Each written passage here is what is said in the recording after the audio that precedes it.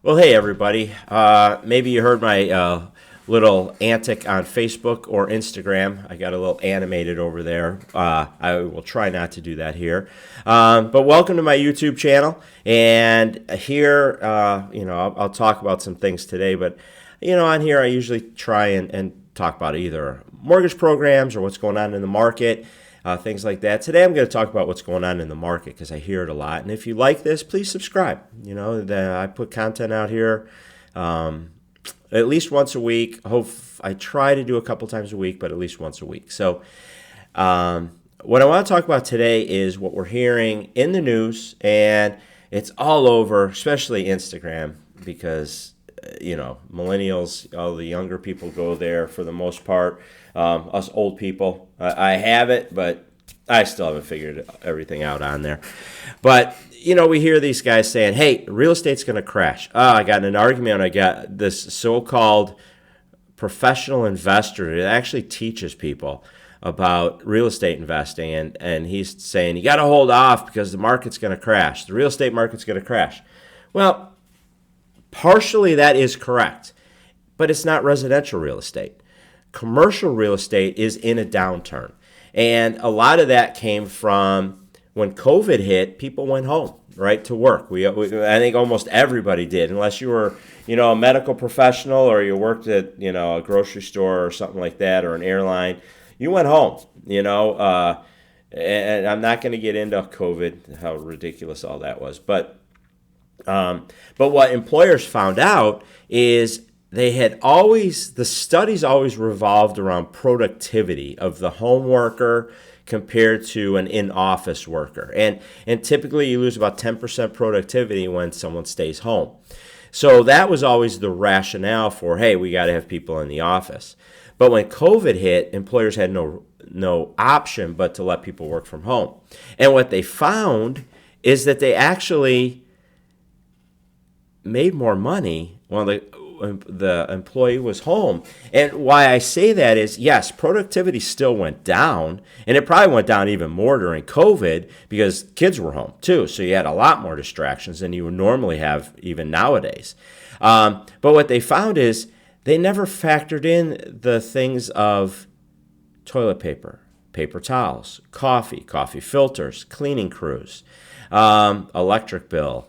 All of these things that factor into the expense of an office, they no longer had. And so when they saw that, they're like, well, we actually can withstand the 10% loss of productivity because we're actually, in the long run, gaining money. So if you, and you can see this visibly if you just walk down a street and you look and you see apartment or office buildings, right? They all have for rent on there because there's a lot of empty space. I was talking to someone the other day, Miami Beach, right? Almost one whole block there. Some of the retail is in there, but the office, it's just empty.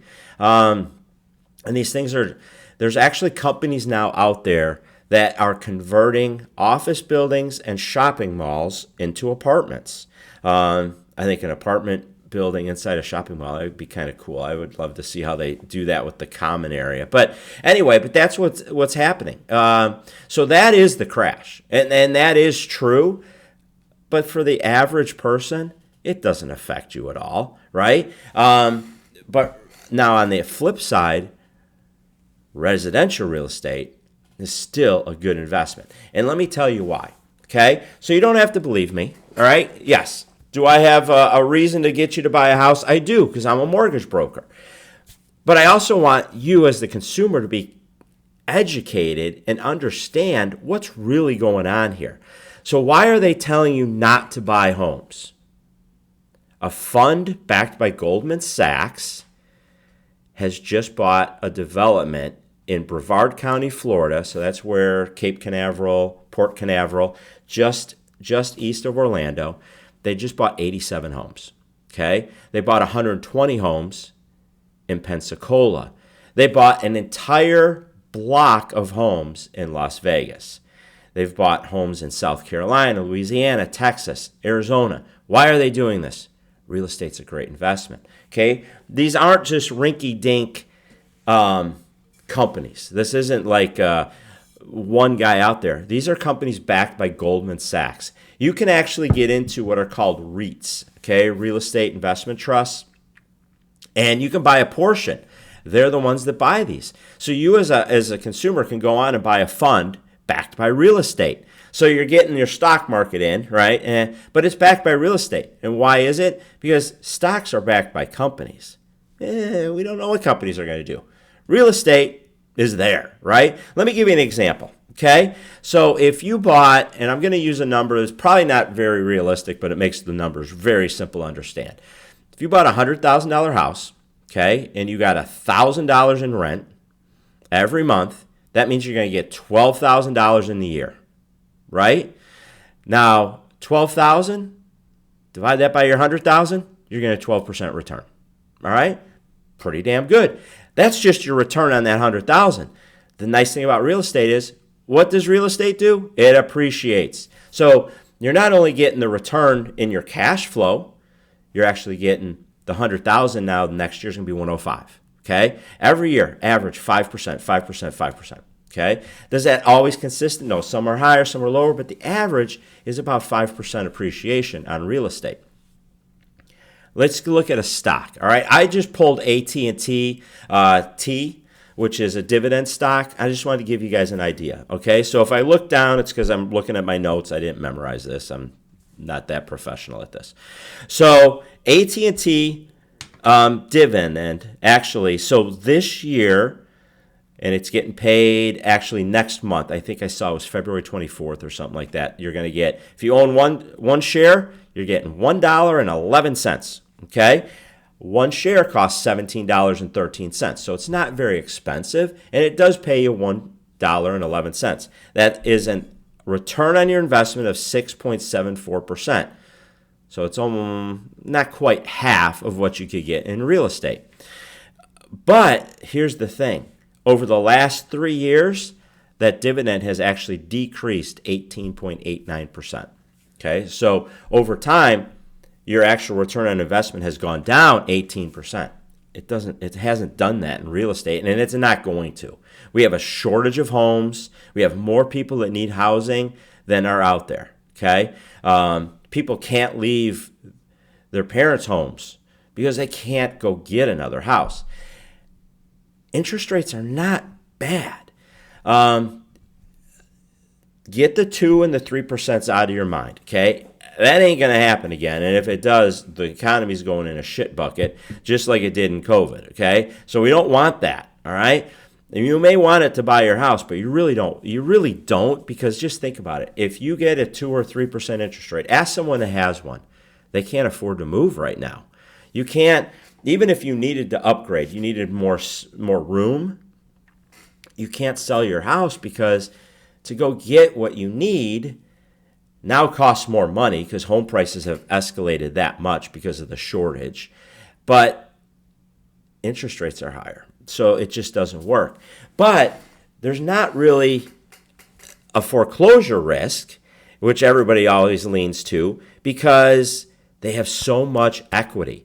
We didn't see this in 2007, 2008. People had bought their homes, and actually valuations went down because we have an overabundance of supply. Builders were building more homes, and then people were trying to sell their homes because they lost their jobs and things like that. That's just not the situation right now. The economy actually, as much as I love to belittle the Fed, they actually did a pretty good job. We have so far had what they were trying to achieve, which is called a soft landing. Okay, so they wanted to decrease inflation by raising interest rates and all this stuff and not drive us into a recession. All the indicators actually show the recession has come and gone. We never really felt it. You felt it in inflation, but they did a pretty good job. Unemployment actually has gone down. Interest rates have come down. Gas prices have stayed high, but that's got more to do with what's going on in the Middle East and all that than it has to do anything with economics of interest rates and things like that. Food prices are still high, but like I've said before, inflation always sets the new norm. I don't expect those to go down. They'll just stay where they're at. They just won't go up at as rapid a pace as before.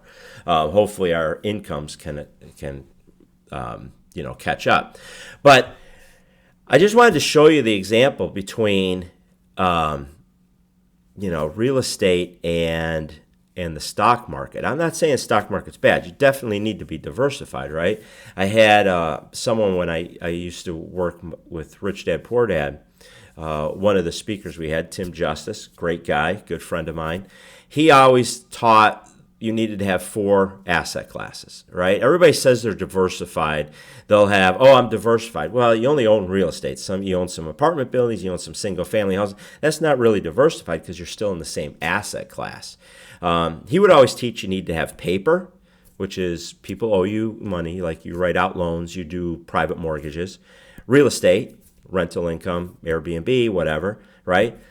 The market, stocks, bonds, that type of stuff, and then commodities, right? Gold, silver, oil, those things. Those are your asset classes. And to be truly diversified, you need to have something in all 4 of those buckets. Just being diversified in one bucket doesn't really isolate you from a turn down. So if you have all 4, you're well diversified. And that was a great thing he used to teach every weekend in our classes, and I always thought it was amazing. The information you can get out of some of those. Yes, are they sales pitches? Of course, at the end of the day, but they actually do teach a lot. So why I'm saying all this is I'm not saying get out of the stock market. I'm just saying if you have stocks, awesome. But real estate is still a great investment. It's probably the best investment you could ever have. You're going to look back. If you don't buy now and you keep saying, I'm going to wait, I'm going to wait, I'm going to wait, the competition is going to get so strong when everybody realizes how low interest rates are that you're going to be paying a lot more for that home, right? It's going to make 2021 look easy. I think the market is going to get that crazy this summer because the inventory is just not there yet. Now, we may get more homes in. If rates do fall, like FHA and VA do fall into the 4s and the conforming stuff could hit or tickle the 5s, that could encourage some of the people that have the lower 2 and 3% to jump out, sell their home and move because they'll be like, this is our time. So that could increase the inventory a little bit. But I still think, the demand is so high. Demand is super high.